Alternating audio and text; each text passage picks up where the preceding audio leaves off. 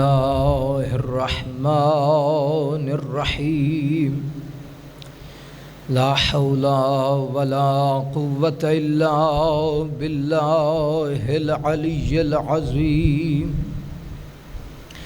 حسبنا الله ونعم الوكيل نعم المولى ونعم النصير الحمد لله رب العالمين بارئ الخلائق أجمعين وباعث الأنبياء والمرسلين خلق الخلائق بقدرته ونشر الرياح برحمته الصلاة والسلام على سيدنا ونبينا ومولانا العبد المعيد والرسول المسدد المصطفى الأمجد المحمود الأحمد حبيب إله العالمين أبي القاسم محمد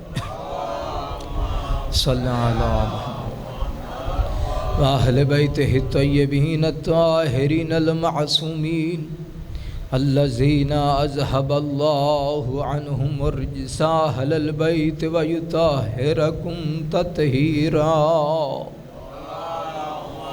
صلى على محمد ولعنة الله على أعدائهم أجمعين أما بعد فقد قال سبحانه وتعالى في كتابه المجيد بسم الله الرحمن الرحيم وجعلنا منهم أئمة يهدون بأمرنا لما صبروا وكانوا بآياتنا يوقنون صلوات پر محمد وآل محمد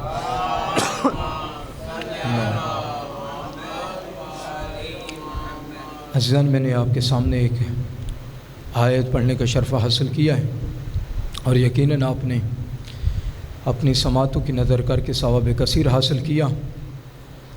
اس کے ضمن میں کچھ اپنی معروضات کو عرض کروں اس سے پہلے ایک ادنا سا طالب علم ہونے کی حیثیت سے کچھ باتیں کرنا چاہوں گا۔ جیسے میں نے کل بھی ایک فرمان معصوم پڑھنے کا شرف حاصل کیا تھا، اس میں خود امام حسین علیہ السلام فرما رہے تھے انی خرجت لطلب الاصلاح فی امت جدی، اگر میں نکل رہا ہوں تو یہ میرا ایک ہدف ہے، میرا ایک مقصد ہے، تو میں اسی کے لیے نکل رہا ہوں۔ اگر کوئی سمجھیں کہ میں مملکت کے لیے نکل رہا ہوں، بادشاہت کے لیے نکل رہا ہوں، تو یہ آپ کی غلط فہمی ہے۔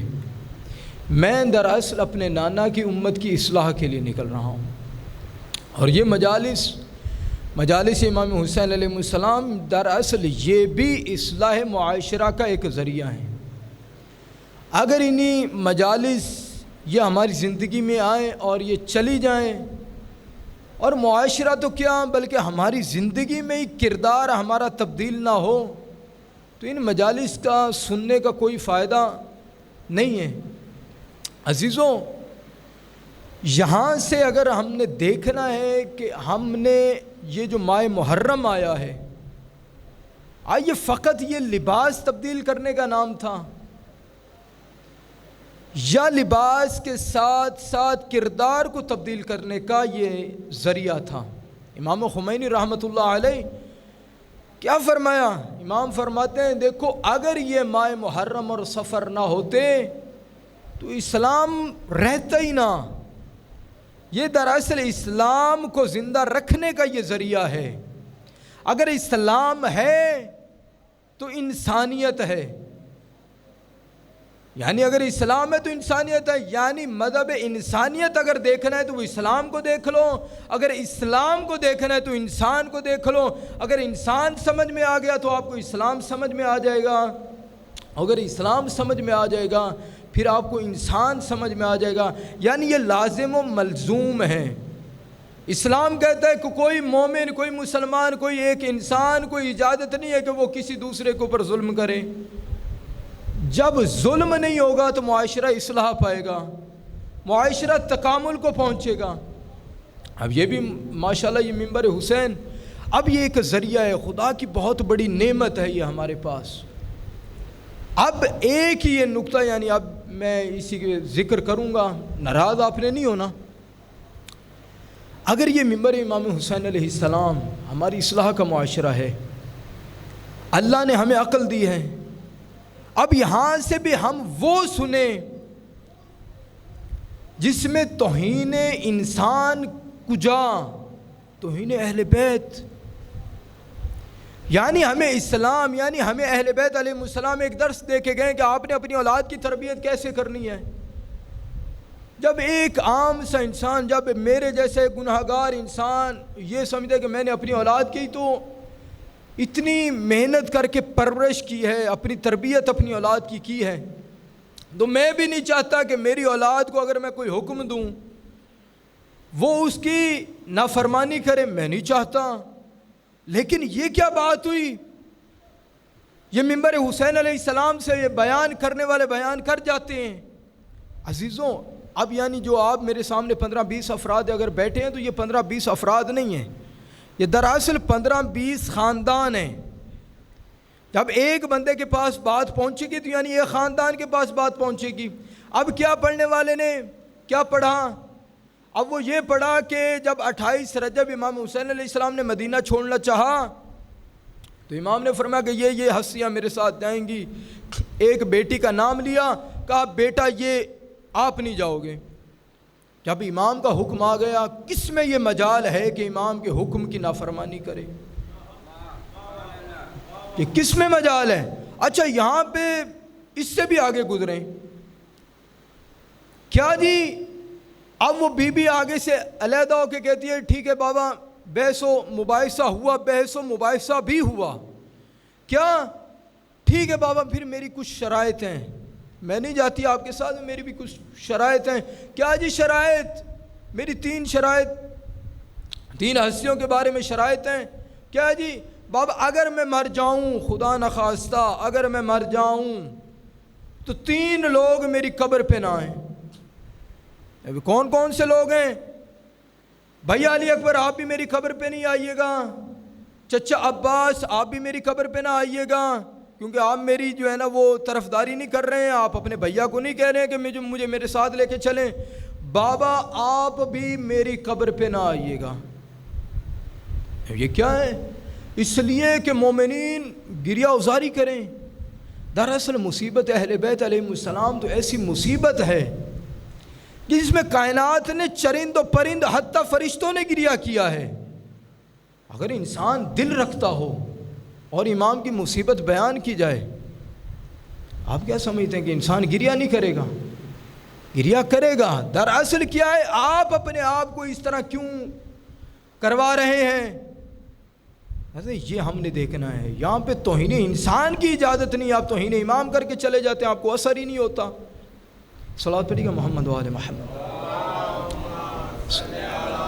محمد و آل محمد۔ یا آغا علی مرتضیٰ زیدی صاحب کراچی کے بہت بڑے عالم دین ہیں، ان کا ایک جملہ وہ کہتے ہیں کہ دراصل آج کل جو ہماری مجالس ہیں، جو بیچارے سننے والے ہوتے ہیں ان کے لیے تو ہوتی ہی نہیں ہیں، جو باہر ہوتے ہیں ان کے لیے ہماری مجالس ہوتی ہیں۔ جی اب وہ نعرہ لگائے گا کہ جو حلالی ہوگا، دونوں ہاتھ وہ بلند کرے گا جو حلالی ہوگا، جو مجلس میں ہے ابھی بھی آپ کو اس میں شک ہے۔ یعنی دراصل ہماری مجالس ہونی ہی ان کے لیے چاہیے جو سامنے بیٹھے ہیں۔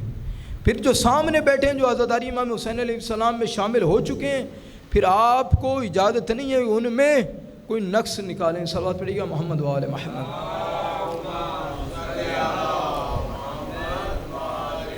پھر بھی بابا بلند صلوات۔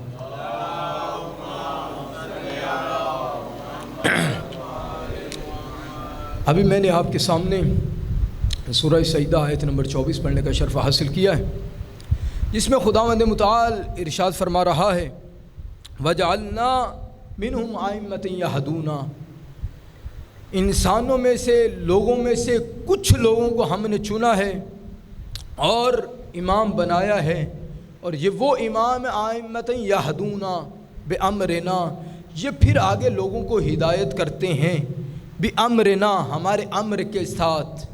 کیوں یہ ہدایت بھی کرتے ہیں اور ہمارے امر کے ساتھ؟ یہ لوگوں کو چنا کیوں ہے؟ دراصل کہ چنا کیوں؟ لما صبروا، کیونکہ یہ صبر کی انتہا کو پہنچے ہوئے ہیں۔ وَكَانُوا بِآيَاتِنَا يُوقِنُونَ، کیوں یہ صبر کی انتہا کو بھی پہنچے ہوئے اور ہماری آیات کے اوپر یقین محکم رکھتے ہیں، یقین محکم رکھتے ہیں، ایسا یقین رکھتے ہیں اگر ان کا 13 سال کا جوان ہو، اگر ان سے پوچھا جائے کہ موت آپ کے نزدیک کیسی ہے تو ایسا یقین کے ساتھ جواب دیتے ہیں، وہ کہتے ہیں کہ چچا موت ہمارے نزدیک ایسی ہے جیسے شکر نہیں، شہد سے بھی زیادہ شیریں ہیں ہمارے نزدیک، یعنی ایسا یقین کے ساتھ ہماری آیات کے اوپر یہ ایمان رکھتے ہیں۔ اب یہ ایک جملہ بس میں امامت کے اوپر، جس طرح کل بھی تھوڑا سا اس کے اوپر میں نے ذکر کیا تھا، امام بنانا دراصل انسان کے ہاتھ میں نہیں ہے، جیسے نبی بنانا انسان کے ہاتھ میں نہیں، ویسے ہی نمائندہ نبی بنانا بھی انسان کے ہاتھ میں نہیں ہے۔ اب ہم نے دیکھنا ہے کہ نبوت کا معیار، نبوت کا کردار، نبوت کی جو نبوت یعنی اس کے اثر و رسوخ کہاں تک ہیں، نبی کہاں تک نبی ہے، یعنی نبی کی حدودیت کہاں تک ہے، پھر امام تک پہنچے۔ نبی کہاں تک ہے یہ پہلے سوال، اس سے پہلے یہ جواب ہے کہ یہ آپ بتائیے کہ خدا کی جہاں جہاں تک وحدانیت ہے وہاں وہاں تک نبی کی نبوت ہے، یعنی اللہ کوئی ایسا ذرہ دکھاؤ کہ جہاں پہ خدا کی خدائی نہ ہو، یعنی وہاں پر خدا کی کبریائی نہ ہو، نہیں کوئی ایسا ذریعہ نہیں۔ انسان تو ختم ہو سکتے ہیں، انسان کی دسترس ختم ہو سکتی ہے، لیکن خدا کی کبریائی تک انسان کی عقل نہیں پہنچ سکتی۔ یہ جو 1400 سال کے بعد انسان کہتا ہے میں نے اتنی ترقی کر لی، میں نے آسمانوں کے اوپر رستے بنا لیے ہیں، آپ 1400 سال کے بعد آپ کہہ رہے ہو کہ میں نے آسمانوں کے اوپر رستے بنائے ہیں۔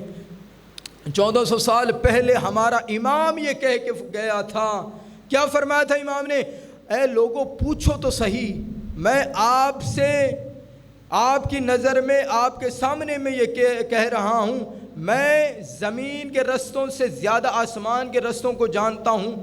کیا مطلب ہے کہ زمین کے رستوں کو سے زیادہ نہیں، دراصل آپ کی نظر میں یہ زمین ہے، آپ کی نظر میں تو آسمان ابھی تک ہے ہی نہیں، اس لیے کہہ رہا ہوں کہ آپ کی نظر میں زمین تھوڑی سی محدودیت رکھتی ہے، آپ کی عقلیں ابھی تک آسمان تک پہنچی نہیں ہیں، اس لیے امام نے فرمایا کہ میں آسمانوں کے رستوں کو بہتر جانتا ہوں۔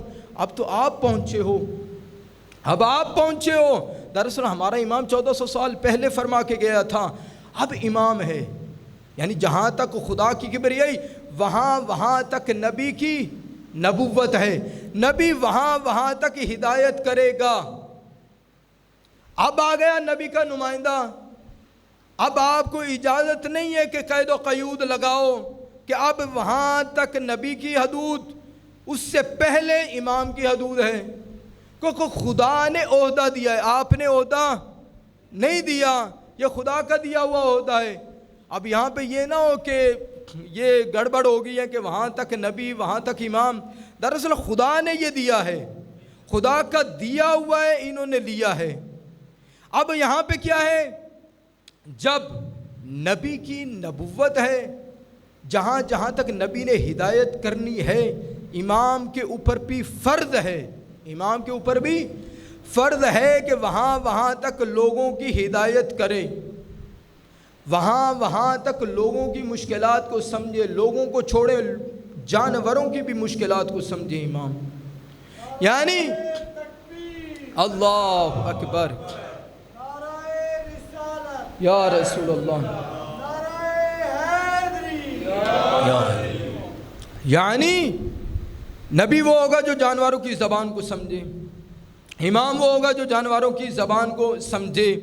اب ایک شخص ہے جو امام رضا علیہ السلام کی خدمت میں آیا، ایک شخص صلی اللہ علیہ محمد، یہ مدینے میں آیا، خراسان کا رہنے والا تھا، اس نے آتے ہی، اب امام کے نزدیک بھی لوگ مدینے کے کافی موجود تھے، تو اس نے اپنی زبان میں یعنی فارسی میں کلام کرنا شروع کیا، امام نے اسی کی زبان میں جواب دینا شروع کیا۔ اب دیکھنے والے حیران، یہ پتہ نہیں امام کون سی زبان میں بول رہے ہیں۔ اب یہ انسان کے ساتھ معاملہ تھا، انسان اپنی زبان میں بول رہا ہے، امام اس کو اپنی زبان میں اسی کی زبان میں جواب دے رہے ہیں۔ اب انہوں نے کہا یبن رسول اللہ، آپ اس کی زبان کو جانتے ہیں، یہ کہاں سے آیا تھا؟ اب حیرت نہیں، شاید میرا یہ دل کہتا ہو، میرا دل کہہ رہا ہے کیا؟ اے لوگوں، تم نے انسان کی زبان سمجھ کے جو میں نے سمجھی ہے، آپ اتنی حیرت میں چلے گئے ہو۔ جب میں ہرن کی زبان کو سمجھوں گا، پتہ نہیں آپ کی حیرت کا کیا تقاضا ہوگا، آپ کی حیرت کہاں تک پہنچی ہوگی۔ اب کیا ہے؟ اے لوگوں سنو، یہ مدینہ سے نہیں ہے بلکہ یہ خراسان سے آیا ہے اور یہ فارسی زبان ہے، میں اس کی زبان کو جانتا ہوں، اور میں اب آپ کو بتاؤں وہ امام ہوتا ہی نہیں ہے جو جانوروں کی بھی زبان کو نہ سمجھے۔ پھر یہ مطلب سمجھ میں آیا، امام ہوتا وہ ہے کہ جو جانوروں کی زبان کو بھی سمجھے، امام ہوتا وہ ہے جو کائنات کے ذرہ ذرہ سے واقف ہو۔ اب یہاں پہ زبان سے بھی واقف ہو، اور امام کو منسوب کیسے کرنا ہے؟ کل بھی عرض کیا تھا، یعنی خدا اور نبی کے علاوہ۔ اب ہمارے برادران جو امامت کے مقابل میں ہیں، اب ان کے پاس ایک تو یہ ذریعہ تھا، اب ایک عقلی دلیل جو وہ دیتے ہیں کہ وہ یہ ہے کہ اجماع ہمارے پاس ہے، ایک اجماع ان کے پاس ایک دلیل ہے کہ ہمارے پاس اجماع، اس لیے ہم نے اس کو چنا ہے، یعنی خلافت کو چنا ہے۔ جب اجماع ہے اس کا مطلب اجماع حجت ہے، اور ہے بھی حجت، اجماع حجت ہے۔ مثال کے طور پر ایک طرف مولانا صاحب ابھی کہہ رہے ہوں کہ جناب کوا سفید ہے، آپ 20 افراد یہاں پہ بیٹھے ہیں، مولانا صاحب آپ کے سر پہ امامہ کیوں جھوٹ بول رہے ہیں، کوا سفید نہیں ہے۔ میں مولانا صاحب ہوں، آپ کہیں گے مولانا صاحب کی بات کو رد تو نہ کریں، نہیں آپ عقل سے کام لیں۔ کیوں؟ اس لیے کہ کوا سفید ہے ہی نہیں، آپ حقیقت کے مقابل جا رہے ہیں۔ لیکن ہاں یہاں پہ اگر شخصیت تبدیل ہو جائے، یہ حکم بھی تبدیل ہو جائے گا، یہ حکم بھی تبدیل ہو جائے گا۔ مثلاً کیسے؟ اب آئیے، یعنی کثرت کا جواب نفی میں ہو جائے گا، لیکن ہم سمجھتے ہیں کہ یہ نہیں، یعنی اگر عدالت میں چلے جائیں، ایک کی طرف 10 گواہ ہوں اور میرے پاس ایک بھی نہ ہو، وہ کہیں گے مولانا صاحب آپ جھوٹے ہیں، آپ تو گھر جائیے، آپ کے خلاف فیصلہ آ گیا۔ اب یہاں پر اللہ کا نظام ایسا ہے، کیا ہے؟ جب اللہ کی حجت ایک طرف ہو، جب اللہ کی حجت ایک طرف ہو، مقابل میں پوری کائنات اکٹھی کر لو، وہ جھوٹی ہے۔ کیسے؟ حضرت شعیب علیہ السلام، اب حضرت شعیب علیہ السلام کی قوم 40 سال اور 40,000 لوگ گناہ گار تھے، اور 60,000 نیک تھے، شاید میں اشتباہ نہ کر رہا ہوں، یا 40,000 نیک ہوں گے یا 60,000 گناہ گار ہوں گے، یا 60,000 نیک 40,000 گناہ گار۔ اب یہاں پہ یہ اللہ نے عذاب دیا، حضرت شعیب علیہ السلام فرماتے ہیں اے میرا اللہ یہ کیسے ہے کہ ان میں نیک بھی تو ہیں۔ اب یہاں پہ یہ ہے کہ اگر نیک ہیں تو انہوں نے آگے امر بالمعروف کیوں نہیں کیا؟ آگے انہوں نے امر بالمعروف کیوں نہیں کیا؟ حضرت نوح علیہ السلام کی قوم کثرت ہے، کثرت، ادھر کتنے 7 یا 9 افراد، یعنی اتنا عرصہ تبلیغ کر کے بھی کتنے افراد ملے؟ 7 سے 9 افراد۔ اب یہاں پہ کثرت غالب نہیں آ رہی، کس کے اوپر؟ قلت کے اوپر۔ خدا کا عذاب ہے، یہ غرق ہو گئے۔ اب یہاں پہ حضرت موسیٰ علیہ السلام اکیلے فرعون کے دربار میں، اب فرعون کے پاس تو پوری بادشاہت ہے۔ اب اس کا مطلب یہ ہے کہ میں جاؤں، میں کہوں کہ حضرت موسیٰ آپ صحیح نہیں فرما رہے کیونکہ ادھر تو کثرت ہے۔ نہیں، کیوں؟ ادھر اللہ کی حجت ہے، آپ کو یہ اجازت نہیں ہے کہ اللہ کی حجت میں کائنات کو لے کے آ جاؤ۔ اب آپ نے مدینہ میں کیا ہے اجماع، یہ اللہ کی حجت موجود ہے اور آپ مانتے بھی ہو کہ یہ معصوم ہے۔ جب معصوم ہو چاہے اکیلا ہو، کائنات کے اوپر غالب آ جاتا ہے۔ جب کائنات کے اوپر غالب آ جاتا ہے تو آپ کیسے کہہ دیتے ہیں یہ ہمارا اجماع ہو گیا؟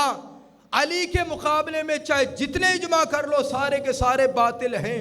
جب باطل ہے تو بنائی گئی خلافت بھی باطل ہے۔ صلوات پڑھے گا محمد و آل محمد۔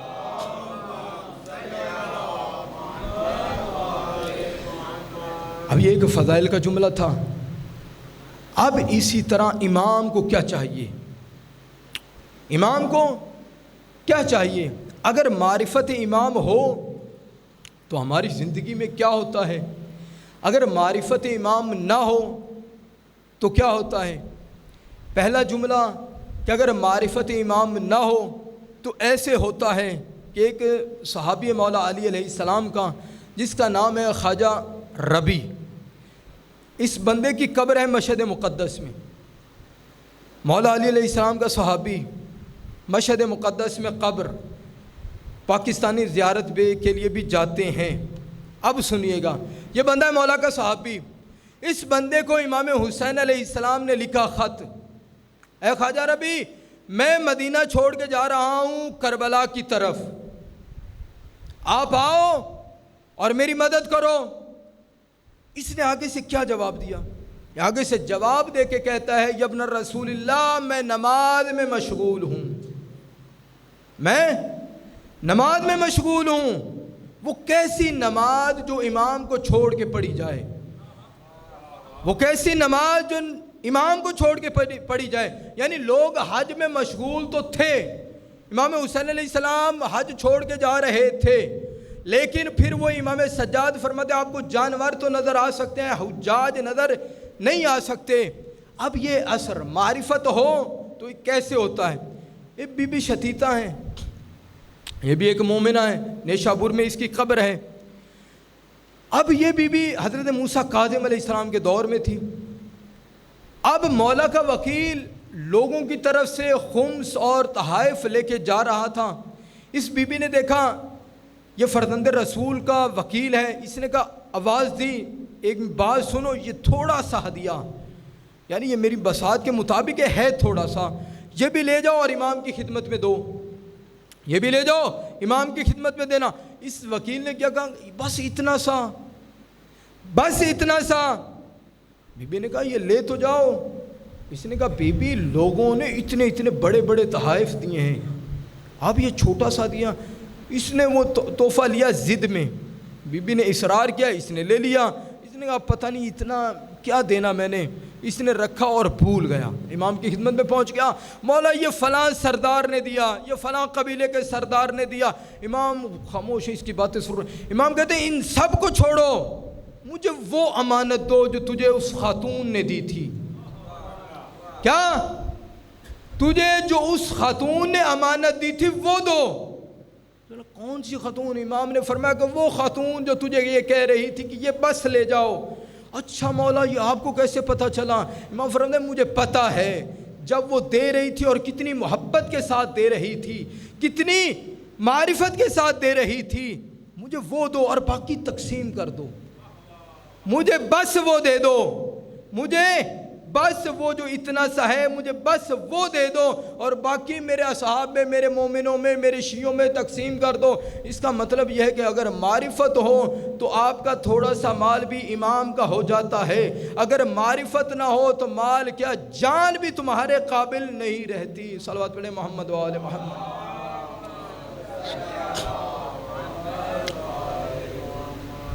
تو یہاں پہ کیا ہے؟ خلوص چاہیے۔ ایسا نہ ہو جیسے ہمارا تیسرا امام کربلا میں اکیلا رہ گیا۔ ایک واقعہ پڑھ کے میرا خیال ہے وقت میرا پورا ہو گیا۔ کہیں ایسا نہ ہو کہ ہمارا وقت کا امام اکیلا نہ رہ جائے۔ ایک مولانا صاحب تھے، میں یہ ایک چھوٹا سا واقعہ آپ کی زحمتوں کو تمام۔ مولانا صاحب تھے تو انہوں نے نماز پڑھائی، نماز پڑھانے کے بعد اس نے دعا کی، اے میرا اللہ ابھی امام کا ظہور نہ ہو، اے میرا اللہ میرے امام کا ظہور نہ ہو۔ پیچھے نمازیوں میں بڑا غصہ کہ اس نے پتہ نہیں کیسی دعا مانگ دی۔ مومنین کو غصہ بھی آیا اور اس پیش نماز کو مارا بھی، اور اس کے گھر تک گئے، اس کو گھر سے نکالا۔ گھر سے نکالنے کے بعد واپس ہے مسجد کو دھویا بھی کہ ہماری مسجد تو اب نجس ہو گئی، اور نماز پڑھانے والا تھا بھی سید۔ اب یہ جو زیادہ آگے آگے تھا نا، جوش میں، غصے میں کہ اس نے ہمارے امام کے ظہور میں رکاوٹ کی دعا مانگ دی ہے، اب یہ گھر جا کے سویا، اس نے خواب میں دیکھا کہ امام کا ظہور ہو چکا ہے۔ امام کا ظہور ہو چکا ہے. امام نے فرمایا فلان تو میرا بڑا محب ہے، تو ادھر آ. جی مولا. امام فرماتے ہیں کہ سنو، وہ واقعی نہیں بڑا محب ہے، تو نے میرے ظہور میں رکاوٹ کے دعا مانگنے والوں کو نہیں بخشا. تو مجھے بتا، یہ جو تیرے پاس اتنا مال ہے نا، یہ حلال نہیں ہے، یہ حرام ہے، سارا ترک کر. ٹھیک ہے یہ اپنے رسول اللہ میں ترک کرتا ہوں. پھر امام فرماتے ہیں اے بندہ خدا، تمہارا اس خاتون کے ساتھ نکاح جائز نہیں تھا جو تمہارے گھر میں ہے، اسے آزاد کر. ٹھیک ہے یہ اپنے رسول اللہ میں آزاد کرتا ہوں. تیسرا جملہ امام فرماتے ہیں اے بندہ خدا، جب تمہارا نکاح جائز نہیں تھا تو تمہارا بیٹا بھی جائز نہیں ہے، اسے قتل کرو. یکدم پریشان ہوا. یا ابن رسول اللہ، ہم تو سمجھے تھے کہ جب آپ آئیں گے ہماری زندگی میں سکون ہو جائے گا، ہم مشکلوں سے نکل آئیں گے. یا ابن رسول اللہ، جب آپ آئے ہیں تو آپ ہی ہمارے ہاتھوں سے ہی ہمارے بیٹوں کو ہمارے بیٹوں کا خون کروا رہے ہیں. یکدم اب کیا امام کیا چاہتے ہیں؟ حتیٰ کہ ہمارے نفسوں کے اوپر بھی ہمارے امام کا حق ہے. جب تک ہماری اولاد ہی ہمارے امام کے لیے نہیں ہے، جب ہم اپنی اولاد کو دینے کے لیے تھوڑے سے جھجکجا جائیں گے، اس کا مطلب ہے ابھی نہ ہیں امام، ابھی ہم حاضر ہی نہیں ہیں. ایک محسن حججی ایران پورے کو نہیں بلکہ پوری دنیا کو ہلا کے رکھ دیا. شہید تو ہوتے رہتے ہیں. جوان تھا، 22-23 سال ایج، چھوٹا سا بیٹا چھوڑ کے جا رہا اور اتنے اطمینان کے ساتھ اس نے جان دی. میں نے وہ ویڈیو دیکھی ہے، شاید آپ نے بھی دیکھی ہو. میں نے اطمینان کا بندہ ابھی تک دیکھا ہی نہیں ہے ایسا کہ گلے پہ چھری ہو. ایک مرتبہ آنکھیں کھولی محسن حججی کی اور اتنا چہرے کے اوپر اطمینان کہ شاید نہیں، پھر یقیناً امام آئے ہیں اسے لینے کے لیے. اب آنکھیں کھلی، ایک تو ہوتا میرے جیسا بھی ہوتا تو یکدم ڈگمگا جاتا کہ اب میرے سامنے تو یہ خنجر ہے، چھرا ہے. اب یہ محسن حججی کیا بالکل چہرے میں اطمینان، حشاش بشاش، چہرے پہ چھلی چل رہی ہے. سامنے والے نے منہ کے اوپر زور سے اپنے پاؤں کا ٹھوکر لگائی. اب اس نے چہرے آنکھیں بند کر لی. ہوتا ہے نا آنکھوں پہ آنسو آ جائیں، یا یہ کہو کہ مجھے چھوڑ دو نا. امام کو ایسے سپاہی چاہیے. دراصل امام کے اوپر جو قربانی دینی ہے نا، اس قربانی کی قیمت کو سمجھیں. جو امامت کے لیے یا جو امام کے لیے جو سب سے پہلی قربانی ہے وہ بڑی عظیم ہے. پھر ہم اب دیکھیں گے کہ ہمارے پاس کیا ہے قربانی دینے کے لیے. جو سب سے پہلے امام کے لیے قربانی دی ہے نا، وہ رسول کی 18 سال کی بیٹی ہے. آئی 2 محرم، بس اسی حسین کی ماں کا ذکر کروں گا. کربلا تو اس وقت شروع ہو گئی تھی جب رسول کے بعد مدینہ کے مسلمانوں نے سوچا تھا چلے ہم چلتے ہیں، رسول کو گئے ہوئے 3را دن ہے، چلے ہم چلتے ہیں رسول کی بیٹی کو پرسہ دے کے آتے ہیں. بڑا عجیب رنگ میں پرسہ دیا. پھر پرسہ دینے کے لیے جب لوگ مدینے کے آ رہے تھے نا، روز روشن تھا، دل اندھے تھے، ہاتھوں میں روشنی کا سامان لے کے آ رہے تھے. جب دروازے پہ پہنچے ہیں نا تو کہا زہرا دروازہ کھولو، ہم نے علی سے ملنا ہے. بدبخت اونچی آواز میں کہتا ہے اے زہرا علی کو باہر بھیجو ورنہ ہم اس گھر کو آگ لگا دیں گے. یہ پتہ ہے وہ کون سا گھر تھا، یہ کون سا در تھا؟ یہ وہ در تھا جہاں پہ موت کا فرشتہ رکا ہوا تھا. یہ وہ در تھا جہاں پہ جبریل رک جایا کرتا تھا. عزیزو مدینے کے لوگ تھے اتنے دنیا کے مال میں مست تھے، جہاں پہ رسول کے دروازے پہ آئے، رسول کی بیٹی زہرا کے در پہ آئے نا تو اس نے کہا زہرا دروازہ کھولو، ہم ورنہ دروازے کو آگ لگا دیں گے. بی بی کہتی اس گھر کو آگ لگاؤ گے جہاں پہ رسول رک جایا کرتا تھا. بی بی کہتی اس در کو آگ لگاؤ گے جہاں پہ علی رہتا ہے، جہاں پہ رسول کی بیٹی رہتی ہے. اس نے کہا ہاں جو کوئی رہتا ہے میں دروازے کو آگ لگا دوں گا. اس نے دروازے کو آگ لگا دی. دروازے کو آگ کا لگنا تھا، دروازہ جل گیا، زہرا زخمی ہو گئی، زہرا کی پسلیاں ٹوٹ گئی، زہرا کا محسن شہید ہو گیا. اب علی کی گردن میں رسی بندھ گئی، علی کی گردن میں رسی بندھ گئی. آپ نے سن لیا یہاں پہ مدینے کے لوگ یہی بدبخت سپاہی جب علی کو لے کے جا رہے تھے نا, علامہ کمپانی لکھتے ہیں ایک ایسا بندہ تھا جو یہودی مذہب کا تھا, اس نے دیکھا علی کی گردن میں رسی, اس کی زبان سے کلمہ جاری ہوا, اس کی زبان سے کلمہ جاری ہوا. ساتھ والے نے کہا یہ کوئی کلمہ پڑھنے کا وقت ہے, تو نے کلمہ کیوں پڑھا؟ اس نے کہا میں کلمہ کیوں نہ پڑھوں, میں علی کو دیکھ رہا ہوں, یہ فاتح خیبر, اس کی گردن میں رسی, اور یہ چند شرابی جوان, اللہ جانے وہ کون سی ہستی ہے جس کی وجہ سے علی صبر کر کے ان کے ساتھ مجبور ہو کے جا رہا ہے, علی صبر کر کے ان کے ساتھ جا رہا ہے. علی تو چلا گیا.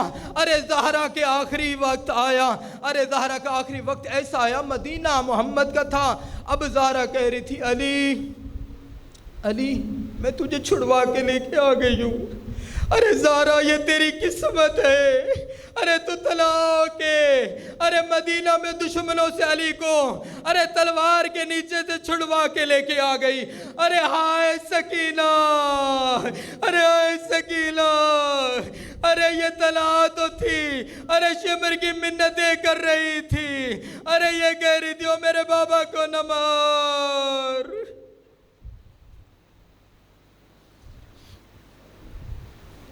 اللہ لعنت اللہ علی القوم الظالمین.